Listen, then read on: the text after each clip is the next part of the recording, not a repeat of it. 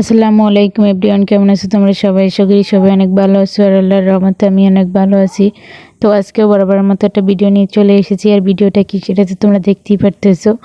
ভিডিওটা হচ্ছে এই যে আজকে জাটকা ইলিশ রান্না করব, সেটাই তোমাদের সাথে শেয়ার করব। মাছটা কিন্তু দেখতে জাটকা মাছের মতো মনে হচ্ছে, আসলে কিন্তু এটা জাটকা মাছ না, এটা হচ্ছে ছোট ইলিশ। তো এটাকে আমরা হচ্ছে জাটকা ইলিশ বলি। তো যাই হোক, কথা বলতে বলতে মাছগুলোতে লবণ হলুদ মাখিয়ে নিয়েছি, তারপর হচ্ছে গরম তেলের ভিতর দিয়ে দিয়েছি। আর এবার হচ্ছে সাবধানে দিতে হবে যাতে গরম তেল ছিটে না যায়। আর আমি কিন্তু সবসময় হাত দিয়ে মেখে খুন্তি দিয়েই হচ্ছে মাছগুলো দিয়ে নেই। আর আমাদের হচ্ছে এখানে পানি ভালো না, তো হলুদ মেখে কিছুক্ষণ হাতে রেখে দিলে পরে ধুইলে হচ্ছে গিয়ে নখগুলো কালো কালো হয়ে যায়।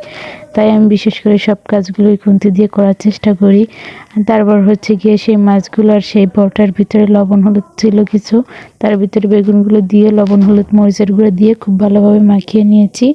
আর এদিকে মাখাতে মাখাইতে কিন্তু মাছগুলো ভাজা হয়ে গেছে। এবার মাছগুলো উল্টে দিলাম।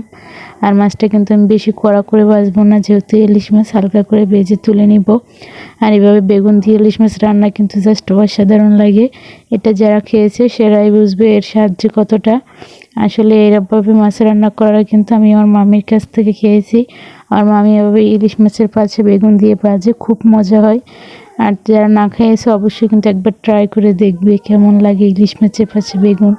বেগুনটা ভাজা করে নিলে তার কোনো কথাই নেই, ভাজা করা ছাড়াও ভালো লাগে, কিন্তু ভাজা করে নিলে আমার কাছে মনে হয় একদম বেশি ভালো লাগে। তো এই যে কথা বলতে বলতে বেগুনগুলো কিন্তু ভাজা হয়ে গেছে, আমি তুলে নিচ্ছি। আমি কিন্তু এখানে দুটো আলু বেগুন সবগুলো ভেজে তুলে নিয়েছি, সাথে ছিল মাছগুলো। তারপর হচ্ছে পেস্টটা ভেজে এখানে দিয়ে দিয়েছি স্বাদ মতো লবণ হলুদ। আমার বাসায় হলুদ ছিল না, যেটুক ছিল সবটুক দিয়ে দিয়েছি। আর দিয়ে দিয়েছি 2 চা চামচ মরিচের গুঁড়া। যেহেতু ইলিশ মাছ রান্না করব এখানে কোনো বাটা মশলা অ্যাড করব না। তারপর আসলে মশলাটা খুব ভালোভাবে ভুনে দিয়ে দিয়েছি একটু পরিমাণ মতো ঝোল, আবারও খুব ভালোভাবে ভুনে নিব। আর এরপর যে হচ্ছে বোনা হয়ে গেছে, আমি পরিমাণ মতো জল দিয়ে দেবো। একদম বেশি জল দেওয়ার কোনো দরকার নেই। অনেকে আমার মাছ ঝোল ঝোল পছন্দ করে, আমার কাছে এই মাছটা মনে হয় ভাজা ভাজাই একদম বেশি ভালো লাগে।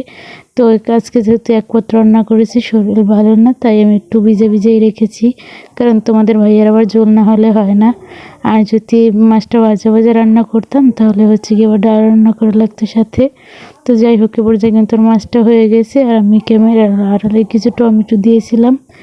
তো কেমন হয়েছে সব নিয়ে ভিডিওটা অবশ্যই কিন্তু কমেন্ট করে বলে যাবা। আর তোমরা যারা বেগুন দিয়ে ইলিশ মাছ খাওনি কখনো, অবশ্যই একবার হলেও ট্রাই করবা। আর কমেন্টে বলে যাবা কেমন হয়েছিল রান্নাটা। আজকে রান্নাটা কিন্তু সত্যি খুব অসাধারণ হয়েছিল। আমি অসুস্থ মানুষও কিন্তু অনেকটা ভাত খেয়ে নিয়েছি তরকারিটা দিয়ে। তো আজকের ভিডিওটি এ পর্যন্তই। সে ভালো থেকো, আল্লাহ হাফিজ। দেখা হবে এবার নতুন একটা ভিডিওতে।